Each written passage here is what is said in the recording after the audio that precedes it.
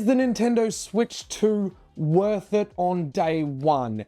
Now, I do have one cheap, short answer, yes or no, and I do have a bit of a more long-winded answer with more information. So stick around for the whole video if you want to hear all of my opinions, or if you just want that quick hit yes or no, stick around for the next 30 seconds.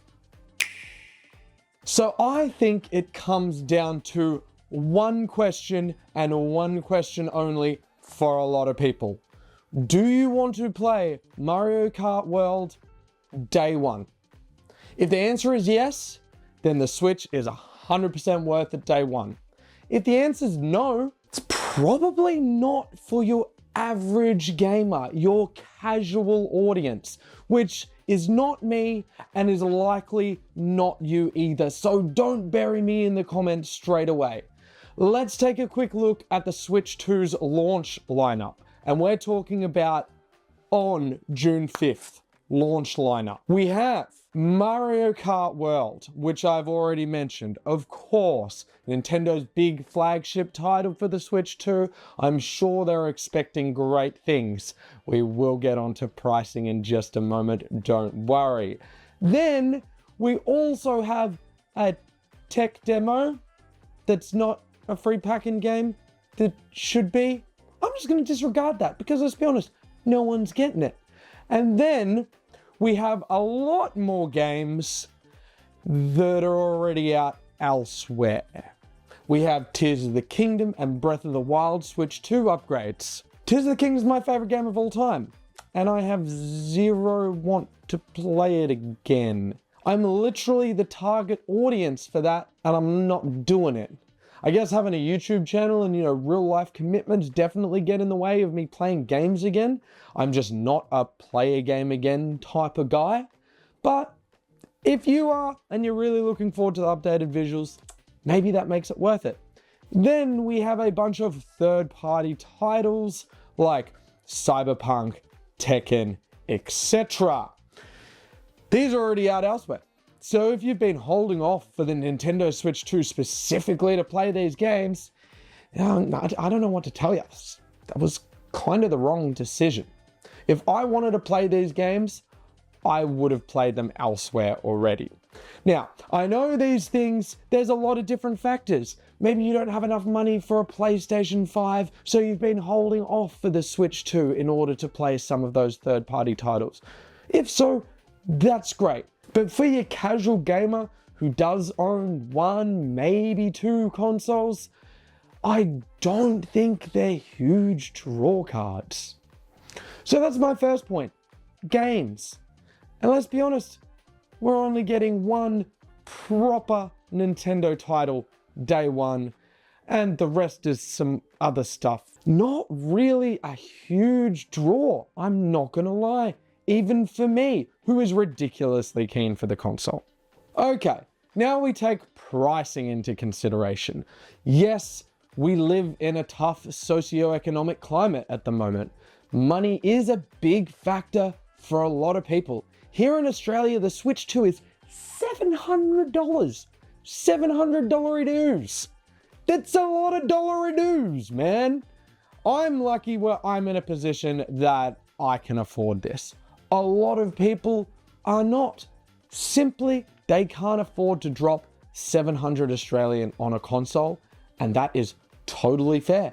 That is a make or break for a lot of people. Mario Kart World, $110 dues. 110!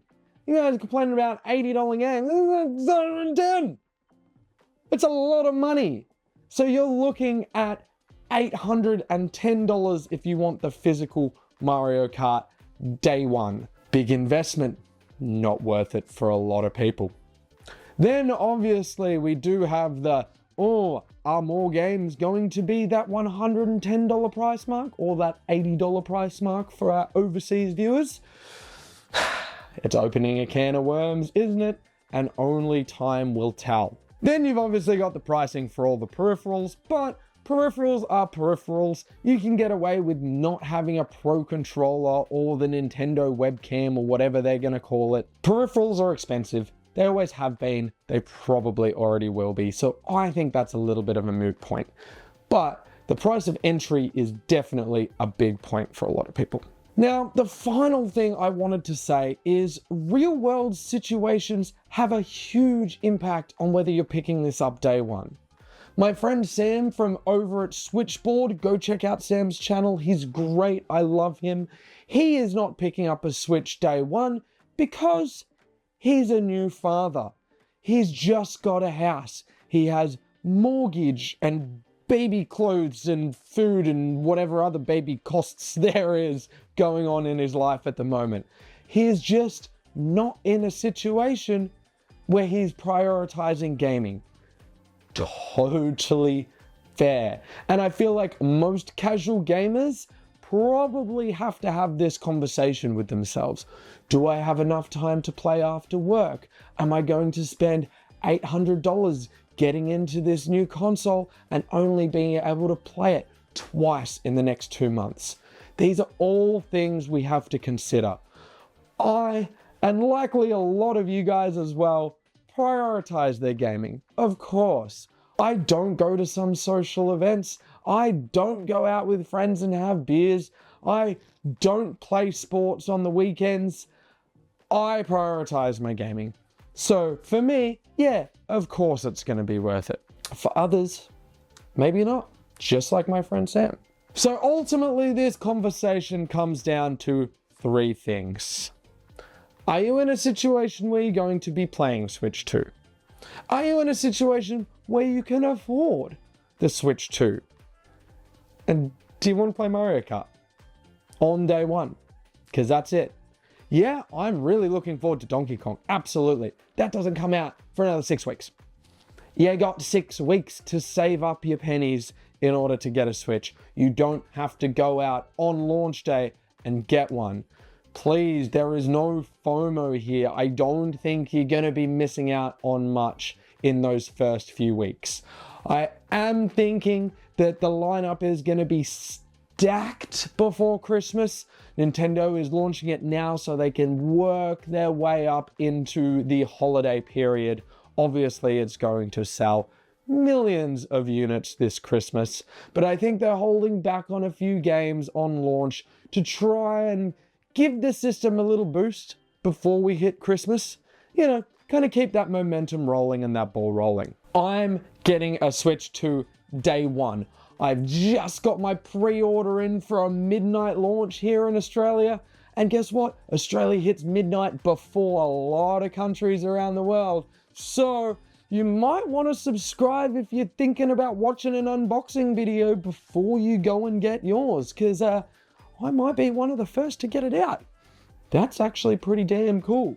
So don't forget to like, don't forget to subscribe, all that jazz. You do what you will. Have a lovely rest of your day, everybody. It's so good to be back. Thank you so much. If you're wondering where I've been, I uploaded another video today that explains all of that. So go check that out if you want. If not, hopefully, I'll see you next week. Thanks, guys.